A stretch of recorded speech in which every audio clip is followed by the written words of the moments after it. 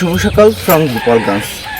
তো আমি এখন আছি গোপালগঞ্জের চাষিনী থানার রাজপাট ইউনিয়নের বাহিরবাগ গ্রামের পাশে এক ঐতিহ্যবাহী ভিটা আছে, যেটাকে বলা হয় ফকির ভিটা, যেখানে আসলে প্রত্যেক বছর একটা নির্দিষ্ট টাইমে বিভিন্ন মেলা হয়। তো আমরা একদম ভোরে ভোরে বের হয়ে গেছি। আজকে এখন 6:45 বাজে, 7টাও বাজে নাই। আমরা একটু সকাল সকাল কুয়াশার মধ্যে, আর এই যে মাত্র সূর্য উঠতেছে, কি চমৎকার একটা ভিউ, যদিও ফোনের মাধ্যমে এতটা বোঝা যাবে না।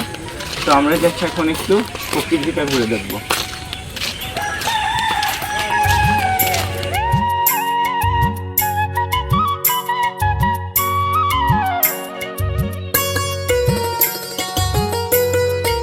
এখানে প্রতি বছর এক মাঘী পূর্ণিমাতে প্রচুর পরিমাণে দর্শনার্থী এবং ভক্তরা আসেন।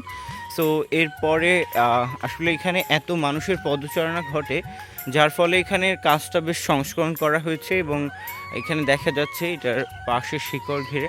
আর সবচেয়ে মজার বিষয় যেটা আমার কাছে অত্যন্ত আনন্দদায়ী বিষয়টা, এই যে গাছের গোড়াটা, এটার পাশ দিয়ে বিভিন্ন প্যান্ডেলের মতো তৈরি করা হয় এবং এখানে বিভিন্ন ভক্ত অনুরাগীরা ওখানে নানান ধরনের মান্যত পালন করে থাকেন।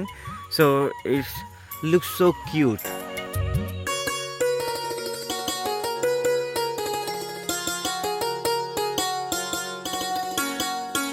এখানে যখন আপনি মাঘী পূর্ণিমার রাতে আসবেন, এই যে প্রতিটা গাছের গোড়ায় গোড়ায়, অর্থাৎ এই যেখানে একটু শিকড় দেখা যাবে সেখানেই মোমবাতি প্রজ্বলন হয়ে থাকে এবং এখানে বিভিন্ন ধরনের বাউল শিল্পীরা আসেন এবং তারা এখানে ধ্যান সাধনার মতো করেন এবং বিভিন্ন সঙ্গীত পরিবেশন করেন।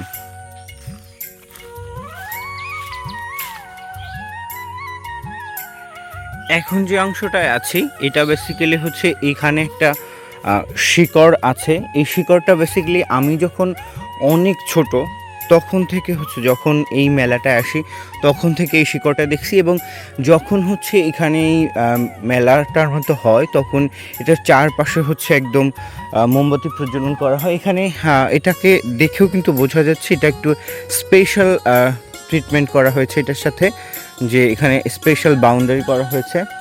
সো এই ফকির ভিটা নামেই আসলে অনেক বেশি প্রচলিত এবং আমি ছোটোবেলায় এটাকে ফকির ভিটা নামেই জানি, তবে আসল নাম এখানে দেখা যাচ্ছে পাতাল শাহ ফকির ভিটা।